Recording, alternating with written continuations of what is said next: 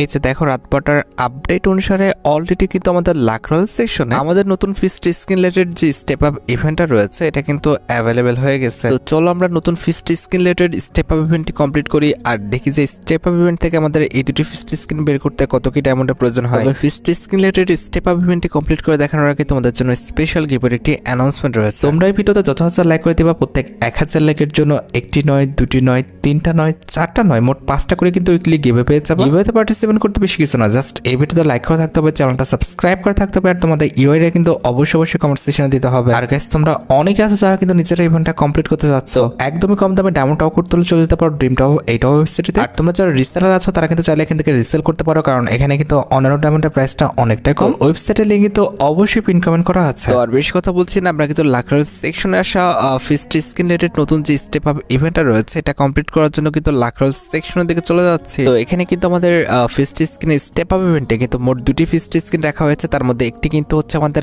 Unlimited achiever থিমের উপর design করা একটি ফিস্ট স্কিন, আর এটা বাদে আমাদের স্টেপ আপ ইভেন্টের সেকেন্ড লেজেন্ডারি ফিস্ট স্কিন হিসেবে আমাদের মার্কিউলাস থিমের উপর ডিজাইন করা যে ফিস্ট স্কিনটা রয়েছে এটা কিন্তু রাখা আছে। আর তোমরা তো জানোই যে আমাদের স্টেপ আপ ইভেন্টের মেকানিজমটা কিভাবে কাজ করে। এখানে তোমরা যখন স্পিন করবা তখন কিন্তু আমাদের সেকেন্ড স্লটে যাবে, এই সেকেন্ড স্লট থেকে কিন্তু আমাদের যখন কোশ্চেন মার্কের উপর পড়বে তখন কিন্তু আমাদের উপরের যে দুটি ফিস্ট স্কিন রয়েছে এর মধ্যে যে কোনো একটা ফিস্ট স্কিন তোমরা কিন্তু পাবা। হ্যাঁ ভাই, ফিস্ট স্কিন পেতে হলে কিন্তু অবশ্যই কোশ্চেন মার্কের উপর পড়তে হবে, অন্যান্য আইটেম রেটের উপর পড়লে কিন্তু সেই স্পিনটা কিন্তু লস হয়ে যাবে। এখানে তোমরা কিন্তু সর্বনিম্ন 9 ডায়মন্ডে কিন্তু একটি ফিস্ট স্কিন কিন্তু পেতে পারো, কারণ এখানে কিন্তু সর্বনিম্ন যে স্পিনটা সেটা কিন্তু হচ্ছে 9 ডায়মন্ডের। আর যদি ভাই 9 ডায়মন্ডের না বের হয় সেক্ষেত্রে সর্বোচ্চ কিন্তু আমাদের 1033 ডায়মন্ড কিন্তু লাগবে। কথা হচ্ছে 1033 ডায়মন্ডের যে স্পিনটা এটা কিন্তু হচ্ছে আমাদের 7টা স্পিন একত্রে কিন্তু করা হয়েছে। কথা হচ্ছে ভাই 7টা স্পিন একসাথে করা লস, কারণ ভাই হতে পারে 1 নাম্বার স্পিন, 2 নাম্বার স্পিন, হতে পারে 3 নাম্বার, 4 নাম্বার কিংবা 5 নাম্বার অথবা 6 নাম্বার স্পিনে তোমরা কিন্তু ফিস্ট স্কিন পেলেও পেতে পারো। এই জন্য কিন্তু 7টা স্পিন কিন্তু আমি একসাথে করব না, আমি কিন্তু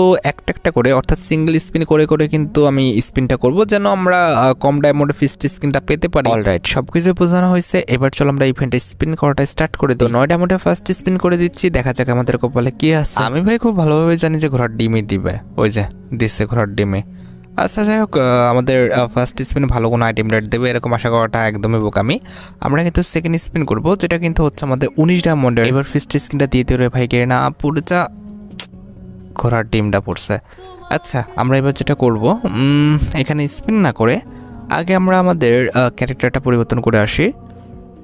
না এটা নিব না, একটা নর্মাল ক্যারেক্টার নেওয়ার দরকার, কোনটা নিব? আচ্ছা আমাদের এখানে যে প্রিমিস ক্যারেক্টারটা রয়েছে এটা নিয়ে নিয়ে আর একটু কালো করে দিই। কিরে কালো হইস না কে?